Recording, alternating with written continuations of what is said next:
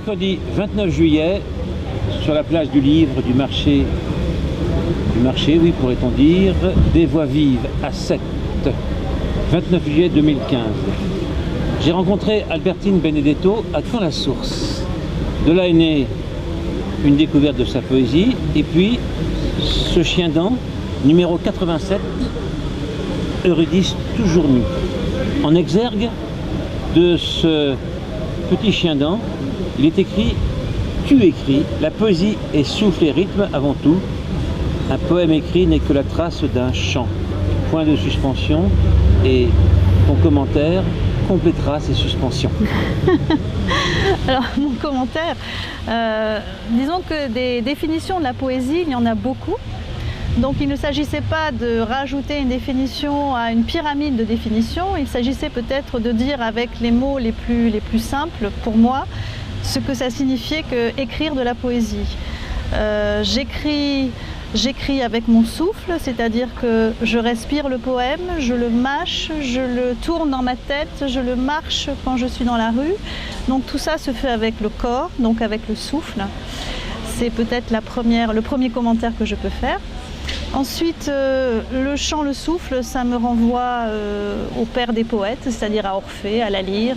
Et là, on est dans toute une tradition lyrique dont je me revendique aussi. Tu dis « je marche ». Je suis dans le souffle, je souffle. Je souffre et je souffle. Bien sûr. Oui. Et les titres de tes poèmes, de ce que j'en connais, il y a par exemple Je sors ou Glossolalie, ce sont des titres courts. Est-ce que ça correspondrait à cette façon dont tu as de résumer les fruits de ta marche en quelque sorte? Le titre court, c'est un peu comme l'appel du pied quand on bondit. Moi, j'ai toujours fait beaucoup de sport, j'ai toujours aimé courir vite, j'ai aimé sauter, toujours. Et voilà, donc le titre court, c'est un peu cet appel du pied, pour engager le lecteur à poursuivre la course. Mais par ailleurs, de par ta formation de professeur, tu es professeur de grec, tu as lu, vécu d'une certaine manière les mythes qui entourent la Méditerranée, notamment liés à l'histoire grecque, notre antique patrimoine.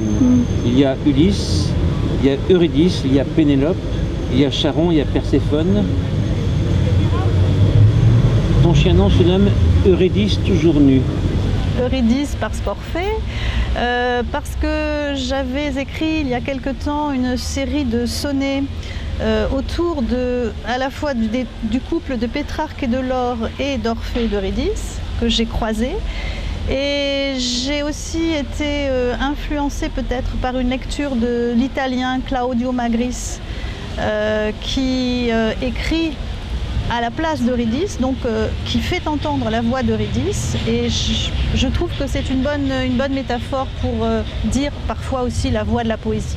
Et cet écrivain italien revisite, j'ai lu ce livre, oui. Cet écrivain italien revisite le mythe d'Orphée, mais adapté à notre temps présent. Oui. Un peu comme Cocteau l'a fait d'ailleurs. Oui, parce que les mythes, si nous lisons les mythes, si on écrit avec comme ça des noms de personnages mythiques, c'est parce qu'ils ont à nous dire, sinon on les laisserait au grenier dans la poussière des livres. Voilà. Pour moi, le mythe, il est toujours vivant, c'est pour ça qu'il est mythe. Alors, je marche là à mon tour un peu plus avant dans l'histoire. On sait que les Romains, quand ils ont conquis le monde grec, ont pris la plupart des mythes grecs et l'ont adapté à leur vision romaine, si je puis dire, ou italienne. Romaine. Est-ce que, romaine, bien sûr, je dis italienne pour ceux qui écouteraient, qui ne seraient pas. Plus tard, dans les générations futures, oui. Alors pourquoi Virgile, tu t'intéresses au géorgique, tu t'intéresses à l'Énéide, pourquoi ce choix? Arma virumque cano, enfin c'est le premier vers de l'Énéide. Je crois qu'il a tout dit d'une certaine façon. Virgile, c'est d'abord pour moi des sonorités, le doux nom de Virgile, lié à l'Italie, à un pays que j'aime, d'où je viens, même si je n'en parle pas vraiment la langue, lié à la ville de Mantoue que je connais, que j'ai adorée. Voilà, donc autour de ce nom ou de ce prénom de Virgile se cristallisent beaucoup de choses.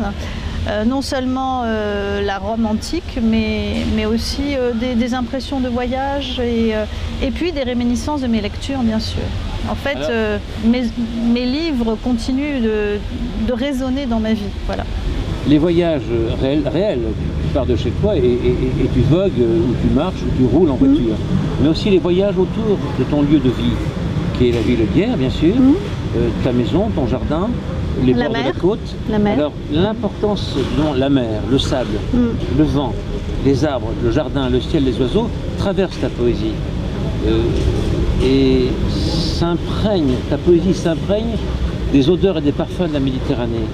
Je te cite, là-bas la mer entr'ouvre sa paupière, fascinée, et se lève dans une amande bleue. La nature, dans ta création poétique, quelle est sa place? Elle est là où je vis, là où je suis, c'est ce qui me relie au concret, à la terre. Je me sens comme profondément terrienne, si tu veux, même si là on parle de mer, je me sens profondément terrienne, donc reliée effectivement à tous les êtres naturels, aux végétaux, un peu moins aux animaux, je pense. J'ai beaucoup d'affinités avec les matières brutes, avec le sable, effectivement, la pierre, le vent, l'eau, voilà, les éléments primaires. Voilà. Eurydice toujours nue. Qu'est-ce qu'une femme poète pour toi? Qu'est-ce qu'une femme poète? C'est une femme qui écrit de la poésie. Alors là, c'est enfoncer les portes ouvertes, là, hein, vraiment. Oui, non, mais ça m'agace un peu, ça, ces questions sur est-ce qu'on écrit comme une femme? Est-ce qu'il y a la littérature féminine? Est-ce qu'il y a une écriture féminine? Dis autrement. Eurydice, c'est le mythe de l'amour perdu. C'est dans ce sens-là. Est-ce que c'est une façon de retrouver l'amour perdu, de dire à Orphée autre chose, à la manière de l'écrivain italien qu'on évoquait? C'est dans ce sens-là que je veux dire femme poète. Oui, enfin, de toute façon, si j'ai dit tout à l'heure que j'essayais d'entendre la voix d'Eurydice, c'est parce que je pense bien qu'en tant que femme, j'ai un autre point de vue, bien sûr, sur le monde. Donc Eurydice est une façon aussi de regarder le monde, les hommes, à travers un autre prisme, un autre filtre. Et l'amour, il est perdu pour Orphée, il est perdu pour Eurydice, et c'est toujours quelque chose à chercher de toute façon. Et à faire renaître. Et la poésie peut être ce chemin. Et pour clore ce premier entretien, je pense que chez toi, puisque tu dis en public tes poèmes, qu'il y a une sorte d'alliance, je ne dirais pas secrète, ou une alliance secrète entre dire tes poèmes et puis l'écriture même de ces poèmes. Je pense bien sûr à Glossolalie, qui parle du langage, même en termes de définition. Pourrais-tu développer ce point de vue? Donc la poésie comme langue. À la différence des musiciens ou des peintres, les poètes travaillent avec les mots de tous les jours. On l'a assez dit, hein, les mots de la tribu, donner un sens plus pur aux mots de la tribu. Bon, c'est un peu ce que j'essaye de faire à ma manière, modestement. Donc, travailler avec la langue, contre elle aussi, parce que les clichés, les facilités, tout ce qui traîne et dont on est imprégné, même sans le vouloir. Voilà, je crois que quelqu'un qui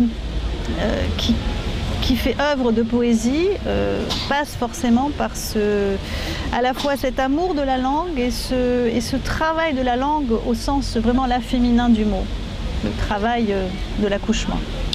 Merci.